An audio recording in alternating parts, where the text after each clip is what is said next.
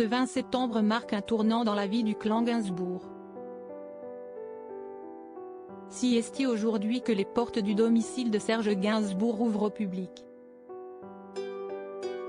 Dans les colonnes de Libération, sa fille Charlotte s'est livrée sur ses souvenirs de la maison de la rue de Verneuil. Elle y évoque cette rupture qui l'avait poussée à emménager chez son père la veille de sa mort. Si est ce 20 septembre 2023, plus de 3 décennies après la disparition de Serge Gainsbourg, que les portes de sa maison, rue de Verneuil, ouvrent au public. À la mort de l'artiste, la maison s'avère un héritage encombrant pour la jeune fille de 19 ans à peine. Que faire de ce lieu chargé d'histoire et de mémoire, et de ce qui s'avère alors un impossible deuil?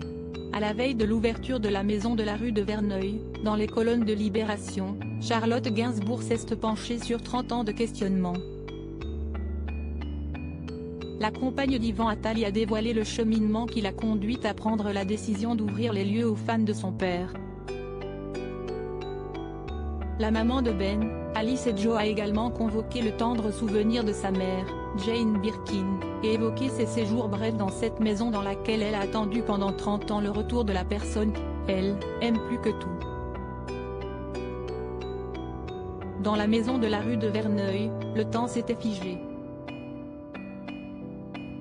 Je sortais d'une peine de cœur atroce, ce hasard incroyable et cruel, si est à la veille de sa mort, le 28 février, que Serge Gainsbourg donne les clés de la maison à sa fille Charlotte.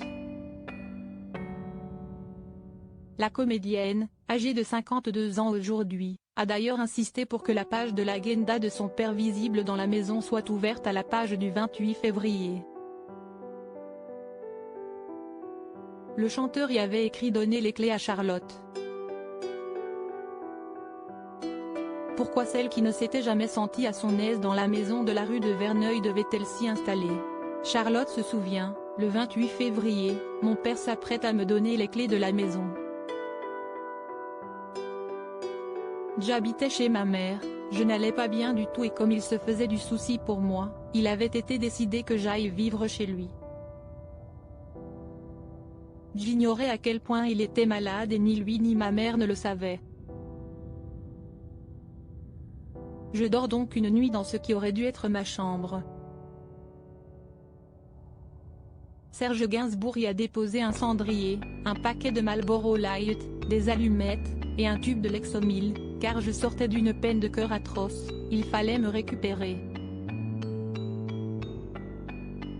La comédienne estime que la mort de son père, dans la nuit du 1er au 2 mars 1991, s'y est tout un démarrage de vie qui lui a été fauché.